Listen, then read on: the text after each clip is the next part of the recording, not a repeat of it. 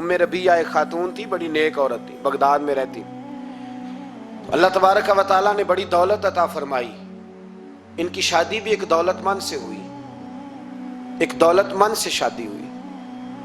فرماتی ہیں کہ میں چھت پہ بیٹھی تھی اپنے شوہر کے ساتھ. وہ دولت مند تو بڑا تھا پر متکبر بھی بڑا تھا. دروازے پہ فقیر مانگنے آیا تو میرا خاوند بالکنی سے جھانک کے کہنے لگا اسے کچھ نہ دینا، اس دکاندار ہے، یہ دنیا دار بنے ہوئے ہیں، جان بوجھ کے مانگتے ہیں. تو میں نے کہا میں تیری دولت سے نہیں دوں گی، میرے میکے سے جو کچھ آیا اس میں سے دینے کی اجازت دینا. اس نے کہا جانا ہی نہیں. تو عورت کہتی ہے اس مانگنے والے کا، اس جو دروازے پہ شخص کھڑا تھا، اس کے مانگنے والے کا جو انداز تھا وہ بتاتا تھا کہ کئی دنوں کا بھوکا ہے. اس جوان کے چہرے پر عجیب بھوک تھی. کہتی میں شوہر سے نظر بچا کے آئی اور میں نے چند دینار اس کی ہتھیلی پہ رکھے. جب رکھ کے میں نے دروازہ بند کیا تو سامنے میرا شوہر. کہنے لگا میری بغیر اجازت کے دیتی ہے، جا تجھے 3 طلاقیں. کہتی میں عزت مند باپ کی بیٹی طلاق لے کے گھر آ گئی. جرم میرا یہ ہے کہ میں نے اللہ کے رستے میں خیرات کی ہے. کہتی ہیں میرا والد پریشان کہ غلطی جس کی مرضی ہو، قصور تو بیٹیوں کا ہی ہوتا ہے نا. لڑکے پاک کے پاک رہ جاتے ہیں، منگنی بھی ٹوٹ جائے تو بچی کی جو حالت ہوتی ہے وہ کوئی بتا سکتا ہے. تو کہتی ہے میں شدید پریشان، میرے والد اور والدہ بھی پریشان، رشتہ کہاں سے آئے گا. 1-2 سال ہم شدید کرب میں رہے، رشتہ آیا تو بڑے امیر آدمی کا. میں طلاق یافتہ تھی پر بندے کوارے کا رشتہ آیا.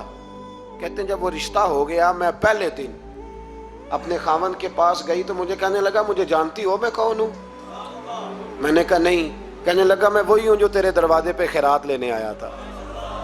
تجھے میری وجہ سے طلاق ہوئی تو میں اسی رات جا کے مصلے پہ رویا کہ مولا میری وجہ سے بیچاری کا گھر اجڑ گیا. پھر میں نے 18 گھنٹے محنت کی تو میں نے تجھے عزت دینے کے لیے. کہنے لگا اب تجھے بیوی بنا کے نہیں مہرانی بنا کے رکھوں گا، میں تیری نوکری کروں گا، تو میری محسنہ ہے. کہتی ہیں 1 سال گزرا، مجھے اللہ نے بیٹا بھی دیا. میں چھت پہ اپنے شوہر کے ساتھ بیٹھی، دروازے پہ مانگنے والا آیا تو میرا شوہر سارے کام خود کرتا تھا. آج جب مانگنے والا آیا تو کہنے لگا جب کوئی مانگنے آیا تو تو نے دینے جانا ہے. کہتی ہے میں دروازے پہ مانگنے والے کو دینے گئی تو میری چیخ نکل گئی، میں دھڑام سے گری. میرا شوہر دوڑا آیا، کیا ہوا؟ کہنے لگی پتہ ہے مانگنے کون آیا؟ یہ وہی ہے جو میرا پرانا شوہر تھا.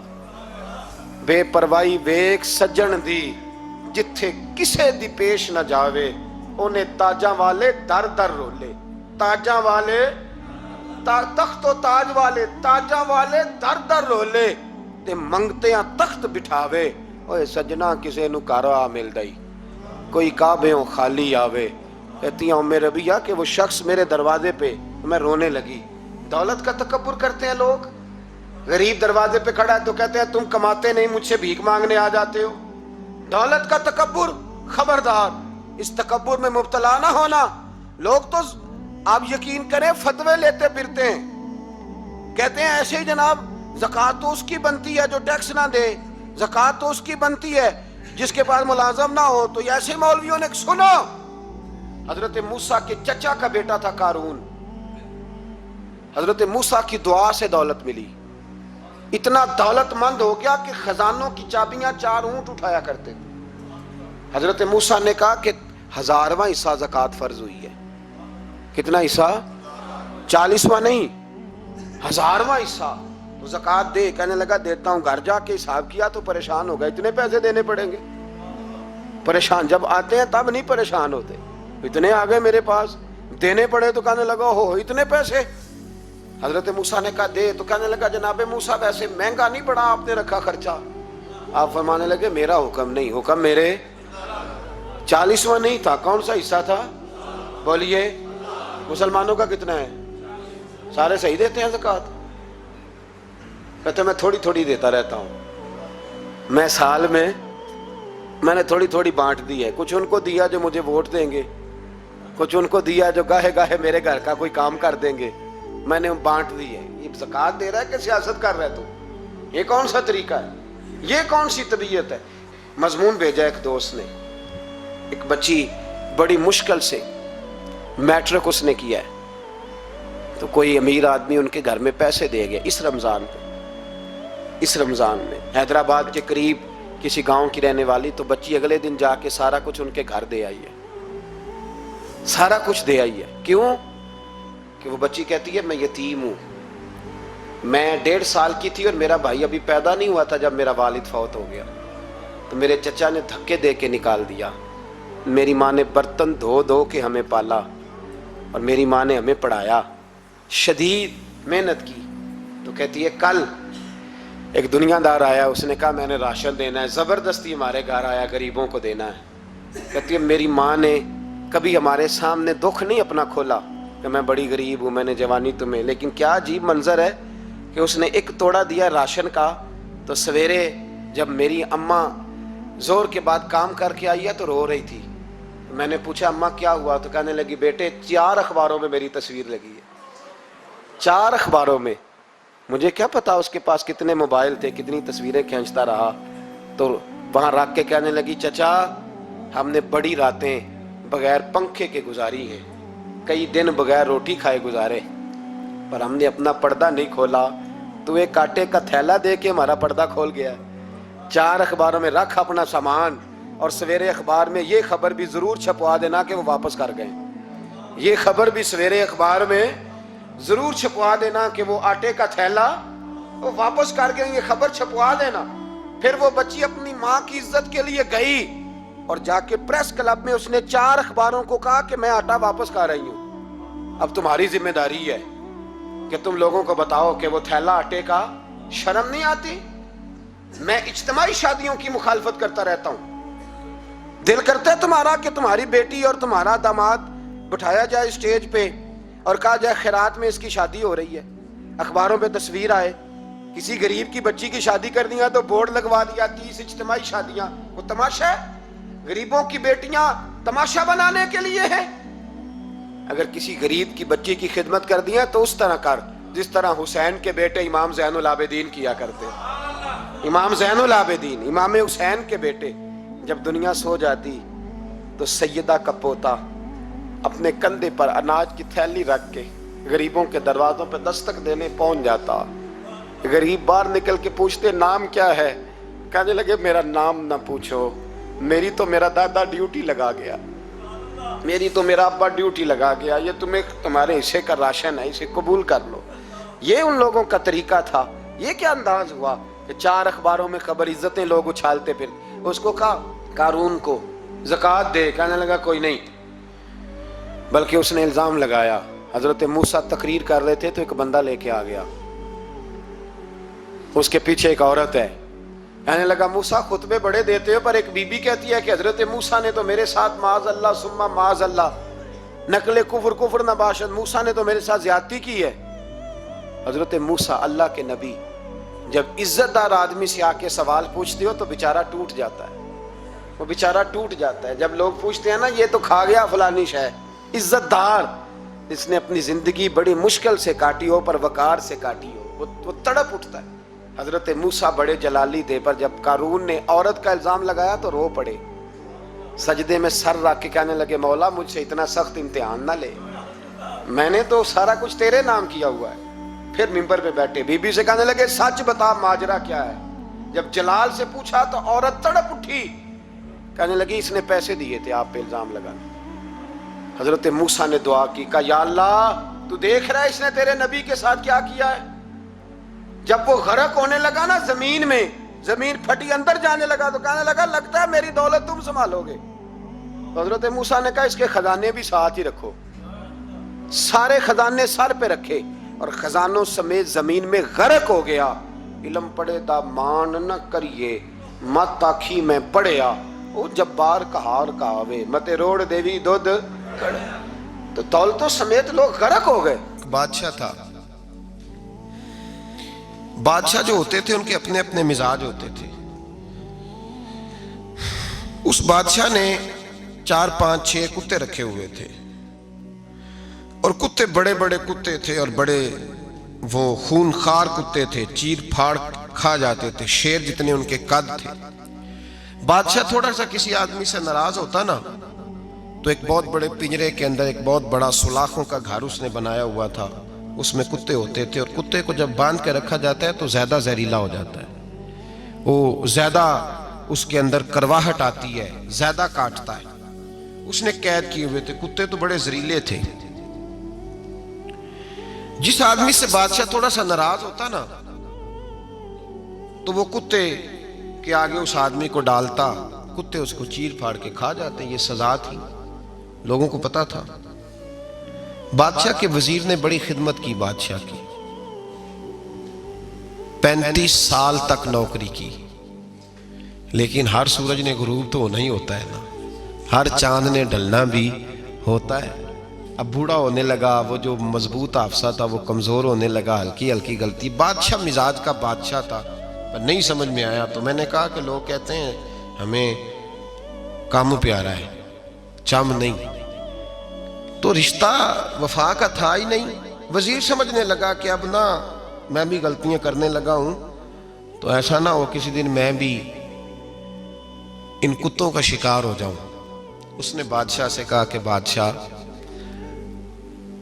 مجھے آہستہ آہستہ معذرت کرنے لگا، قدم ہٹانے لگا کہ مجھے چھٹی دے دی جائے، اب میں بوڑھا ہو گیا ہوں. لیکن اس نے کہا نہیں، جب تک میری طبیعت نہیں مانتی تم نہیں جا سکتے. مطلق العنان لوگ تھے. وزیر خاموش ہو گیا، پریشان رہنے لگا. غلطی ہو گئی ہے تو پھینک دے گا. ایک تجویز اس کے ذہن میں آئی. وہ جو پنجرے، کتوں کے پنجرے پر محافظ بیٹھا تھا نا، جو ان کو کھانا ڈالتا تھا، روٹی ڈالتا تھا، گوشت دیتا تھا، اس کو ایک دن کہنے لگا یار تیری ڈیوٹی ہے سارا دن کتوں کو کھانا دینے کی، گوشت دینے کی، تو 2-4 دن ڈیوٹی مجھے نہیں دیتا؟ کہ تو لے لے، میں تو پہلے پریشان ہوں، سارا دن ان کی دیکھ بھال کرتا ہوں. اس نے کچھ تھوڑا سا گوشت لیا، پنجرے کے باہر کھڑے ہو کے کتوں کو ڈالا. اگلے دن تھوڑی روٹیاں لے آیا، کتوں کو ڈالی. 2-4 دن، ہفتہ، مہینہ، سال بھر، جتنا اس کو موقع ملا وہ دن بھر خدمت کرتا. بس وقت ایک دن آ گیا، بادشاہ کو کوئی بات اچھی نہ لگی. اس نے کہا اس بڈھے کو اٹھاؤ اور ڈالو کتوں کے پنجرے میں. ساری زندگی یہاں رہا، اسے ابھی تک نہیں پتا چلا میرے مزاج کا.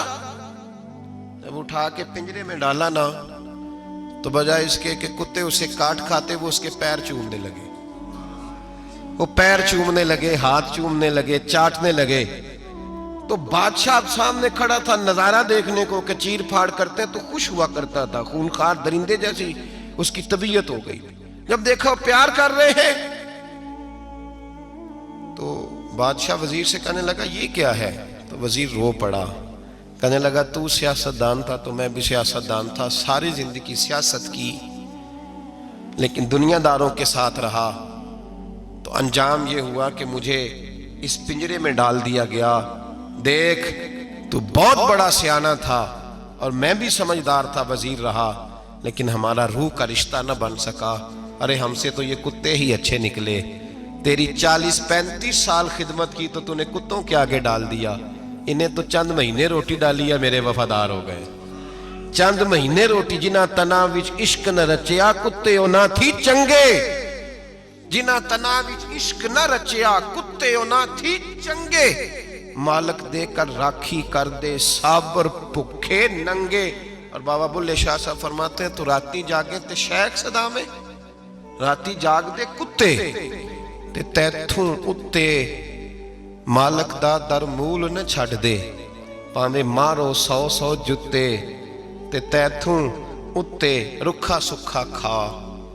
دنے جار رکھاں وچ ستے تیتھوں اتے ایک برکی دا قدر پچھانن. پاویں مالک ہوں من ستے. ایک برکی دا اوپر کھڑے ہو کے کام نہیں کرانا پڑتا کہ میں کھڑا رہوں گا تو کام صحیح ہوگا، جاؤں گا تو نہ. ایک برکی دا قدر پچھانن پاویں مالک ہو من ستے. پھر اپنے آپ کو مخاطب کیا، کہنے لگے اٹھ بلیا چل یار منا لے نہیں تے بازی لے گئے نہیں کتے. اٹھ بلیا چل یار منا لے نہیں تے بازی لے گئے نہیں، جلدی کر اٹھ جا، یہ تو آگے گزر گئے تجھ سے. تو بھائی یاد رکھو، رشتہ وفا کا ہو تو قائم رہتا ہے اور بے وفائی کا ہو تو ٹوٹ جاتا ہے. مدینے کے محبوب سید عالم صلی اللہ علیہ وسلم نے مکہ فتح کیا، شور ہو گیا اذا جاء نصر اللہ والفتح، فتح ہو گئی. انا فتحنا لک فتحا مبینہ کے جلوے نظر آنے لگے. آج عرب کا نقشہ بدل گیا، حالات تبدیل ہو گئے، دنیا بدل گئی. محبوب پاک سید عالم صلی اللہ علیہ وسلم اس شان سے مکے میں داخل ہوئے کہ ہر کونے سے نبی پاک کے نام کے نعرے بلند ہونے لگے۔ ابھی 10 سال پہلے نبی پاک روتے ہوئے مکے سے نکلے تھے، 10 سال قبل روتے ہوئے گئے تھے، اور 2 غلام حضور کے ساتھ تھے۔ آج اسی مکے میں حضور آئے ہیں تو لگتا ہے پہاڑ اور پتھر بھی میرے رسول کے نعرے لگا رہے ہیں۔ تو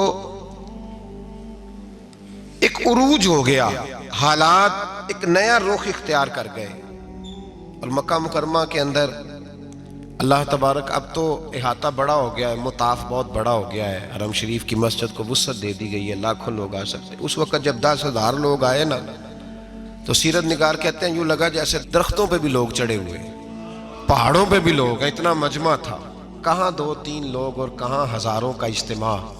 میرے نبی پاک صلی اللہ علیہ وسلم نے طواف کیا اونٹنی پہ بیٹھ کے کعبے کا، پھر میرے محبوب تشریف لائے اور حضور نے خانہ کعبہ کا دروازہ کھولا، پھر میرے نبی پاک نے بت توڑے، پھر میرے محبوب نے خانہ کعبہ کے دروازے میں کھڑے ہو کے خطبہ ارشاد فرمایا، پھر میرے رسول پاک صلی اللہ علیہ وسلم کے جلوے زمانے نے دیکھے۔ ان سارے حالات میں دنیا نے ایک وفا کا عجیب منظر دیکھا کہ اس موسم بہار میں نہ تو آواز حضرت ابو بکر کے نام کی بلند ہوئی، نہ عمر فاروق اور نہ مولا علی کے نام کی بلند ہوئی۔ اس مجمع عام میں محبوب پاک کی آواز گونجی تو رب کریم کے حبیب نے فرمایا این بلال، میرا بلال کہاں ہے، میرا بلال کہاں ہے، اس کو بلاؤ نا، کدھر ہے بلال۔ عجیب رنگ وفا دیکھا نا لوگوں نے، یہ وفا، فرمایا بلال کدھر ہے۔ حضرت بلال ہاتھ باندھے سب سے پیچھے، وہ شہرت سے بچنے والا پیچھے پیچھے رہتا ہے، جی چاہتا ہے ساری غزلیں اس ظالم کے نام کروں۔ پیچھے تھے حضرت بلال رضی اللہ تعالیٰ عنہ، دوڑے حضور میں حاضر ہوں، فرمایا ادھر آ یار، کعبے کی چھت پہ تو چڑھ ذرا، آذان تو سنا۔ ایک صحابی حضور کے کان میں بولے، اور یہ بھی حکمت الہی تھی کہ وہ بولے، حضرت بلال کی شان ظاہر ہونی تھی، کان میں کہا یا رسول اللہ کافر پہلے ہی مر گئے، پہلے ہی کوئی حال نہیں ان کا، آج تو بالکل ہی ختم ہو گئے حضور، آج آپ کا سکہ چل گیا ہے، بلال کے بڑے دشمن ہیں، بلال کو رہنے دیں، کوئی اور نہ آج اذان دے دے۔ کان میں بات کہی تھی، چاہیے تھا جواب بھی کان میں آتا، پر معصوم آمنہ فخر آدم و بنی آدم وفا کا خطبہ پڑھنے لگے، وفا کا خطبہ شروع ہوا۔ میرے حبیب علیہ السلام نے فرمایا کان میں بات کی تھی، حضور کان میں جواب دیتے، لیکن حضور نے فرمایا چپ کر یار، تو نے عجیب بات چھیڑ دی ہے، جب مکے میں پتھر کھانے ہوں تو بلال، اور جب بدر میں تلواریں چمکے تو بلال، احد میں پتھر برسے تو بلال، اور گلے میں کس کے رسی باندھ کے سے مکے کی گلیوں میں گھسیٹا جائے تو بلال محمد محمد کہے، اور آج اللہ عزتیں دے تو کسی اور کو چڑھاؤں، فرمایا چپ کر کے سارے نیچے کھڑے رہو۔ آج کعبے کی چھت پہ بلال کھڑا ہوگا تو میں دنیا کو بتاؤں گا وفا کس چیز کا نام ہوا کرتا، بلال ہی چڑھے گا کعبے کی چھت پہ۔ کس نے ذروں کو اٹھایا اور صحرا کر دیا، یہ کس نے قطروں کو ملایا اور دریا کر دیا، اور کس کی حکمت نے یتیموں کو کیا در یتیم اور غلاموں کو دنیا بھر کا مولا کر دیا۔ بھائی یاد رکھو، رشتہ جو وفا کا ہوتا ہے نا، اس کا بڑا رنگ ہوتا ہے، اس کا بڑا انداز ہوتا ہے، اس کے بڑے طریقے ہوتے ہیں۔ اگر حضرت حلیمہ غربتوں کے عالم میں میرے مصطفیٰ کو لے کے گئی تھی نا، تو معصوم آمنہ نے بھی تو سبق بڑا نرالا دیا نا امت کو۔ حضرت حلیمہ جب لے کے گئی تھیں تو تب تو 3 لوگ تھے نا، کوئی دیکھنے والا نہیں تھا، 3-4 لوگوں میں لے کے گئی تھیں۔ حلیمہ کہتی ہے جب میں نے رنگ دیکھا تو میں نے نرالا دیکھا ہے، مسجد بھری ہوئی تھی غلاموں سے، اور کریم رسول منبر پہ بیٹھے تھے، سادی سی بی بی جس کے لیے کبھی کوئی اٹھ کے کھڑا نہیں ہوا تھا، کوئی بھی، لباس بھی پرانا اور میلا تھا، کہتی ہیں جب میں نے مسجد میں قدم رکھا تو وہ والے نعرے لگے جو فرشتوں نے بھی دروازے کھول کھول کے دیکھے کہ کسی کے نعرے لگ رہے ہیں۔ اور جناب حلیمہ کہتی ہیں کسی نے ایسا کبھی استقبال نہ دیکھا ہوگا، حضور اٹھے گویا اللہ کی ساری رحمتیں اٹھ کے کھڑی ہو گئیں، اور پھر مصطفیٰ کریم نے بچھائی جب چادر، اور حضرت حلیمہ سعدیہ رضی اللہ تعالیٰ عنہ بیٹھی، اور حضور التحیات کی حالت میں سامنے بیٹھو تو لوگوں کو پتہ چلا جو وفا کا رشتہ ہوتا ہے اس کا رنگ ذرا نرالا ہوا کرتا ہے، اس کا انداز ذرا انوکھا ہوا کرتا ہے۔ بھائی رشتہ وفا کا، رشتہ خلوص کا. لالچ کا رشتہ اگر آپ نے کمپنی والے کی اس لیے دعوت کی ہے نا کہ وہ آپ کو مال صحیح دے گا، تو بھائی وہ بھی اس لیے آیا ہے کہ آپ اس کا مال زیادہ بیچیں گے. اگر آپ کسی رشتہ دار کے ساتھ اس لیے تعلق رکھتے ہیں نا کہ اس کے پاس پیسے زیادہ ہیں، تو وہ بھی اس لیے آپ کے ساتھ تعلق زیادہ رکھے گا کہ کبھی کبھی چلو گاڑی چلا لے گا، کبھی کبھی میرے کسی کام آ جائے گا. یہاں خلوص دیکھو، یہاں اگر آپ کے ہاں خلوص ہے تو پھر سامنے بھی آپ کو بڑا خلوص ملے گا. دنیا میں وفا ختم نہیں ہوئی، پر ہم نے وفا کا رشتہ ہی نہیں بنایا، ہم نے تعلق ہی نہیں بنایا، وفا کا تعلق ہی نہیں بنایا. میرے شیخ سے کسی نے پوچھا تو حضور آپ ہاتھوں میں ہاتھ لے کے بیعت کرتے ہیں؟ تو آپ فرمانے لگے وہ تو ادا ہے نا، وہ سنت ہے. لیے تو ہاتھوں میں ہاتھ ہی ہوتے ہیں، لیکن فرمایا جب کسی کو سامنے بٹھاتے ہیں تو اصل بات یہ ہوتی ہے کہ ہم دلوں میں دل لے کے بیعت کر رہے ہیں، ہم دلوں کو دلوں سے باندھ رہے ہیں. اور یہ وہ رشتہ ہے جو قبر کی دیوار کے اندر جا کے بھی دوبارہ کھلتا نہیں، یہ قائم ہی رہتا ہے. رشتے وفا کے پیدا کریں، خلوص کے پیدا کریں، للہیت کے پیدا کریں. میرے نبی پاک سید عالم صلی اللہ تعالی علیہ وسلم نے اس وفا کو آگے پھیلایا ہے. زندگی میں کبھی بھی کسی شخص کے ساتھ بھی تعلق لالچ کا نہ بنائیں، ورنہ آپ ٹوٹ کے بکھر جائیں گے. سامنے والے کا کچھ نہیں بگڑے گا، آپ ٹوٹ کے بکھریں گے. اور رزلٹ کی امید کبھی نہ رکھیں. وفا ہوتی دو طرفہ ہے پر کرنی یک طرفہ چاہیے، یاد رکھ لیں. وفا ہوتی دو طرفہ ہے، کرنی یک طرفہ چاہیے. جو کہتا ہے نا سامنے والا کرے گا تو میں کروں گا، وہ بھی کچا ہے، وہ کمزور ہے، وہ ابھی پکا نہیں ہوا. وفا کرنی یک طرفہ چاہیے. تو کر، سامنے والا نہیں کرتا تو نہ کرے. تو اپنی طرف دیکھنا، سامنے والے کو چھوڑ، وہ نہیں کرتا تو نہ کرے. اس کا اپنا حضرت امام احمد بن حنبل رحمت اللہ تعالی علیہ، یہ وفا کے عنوان میں بڑی اہم بات ہے اگر آپ کو سمجھ آئے تو. امام احمد بن حنبل رحمت اللہ تعالی علیہ جھیل کے کنارے، ندی کے کنارے وضو کر رہے تھے. ایک بچھو ساتھ ساتھ چل رہا تھا، وہ چلتے چلتے پانی میں گر گیا. امام احمد بن حنبل نے ہاتھ رکھا، بچھو کو باہر نکالا. جب باہر نکالا تو اس نے ڈانگ مارا. جس کی طبیعت میں ڈانگ ہوگا تو وہ ڈانگ ہی مارے گا، کے پاس ہے ہی اور کوئی نہیں تو وہ کرے کیا، وہ مجبور ہے. اس نے ڈانگ مارا. امام صاحب نے باہر رکھا. بھیگا ہوا بچھو آپ نے دیکھا ہو جب ندی کنارے چلتا ہے تو پھر گر جاتا ہے. وہ پھر گرا تو امام صاحب نے پھر نکالا، نکال کے باہر رکھا تو اس نے پھر ڈانگ مارا. پھر ساتھ ساتھ چلتے چلتے وہ گر گیا. کئی دفعے ایسے ہوا، کئی دفعہ امام صاحب نے نکالا. ایک شخص قریب کھڑا دیکھ رہا تھا، کہنے لگا حضور بس کریں، آپ نکالتے ہیں وہ ڈانگ مارتا ہے، چھوڑ دیں.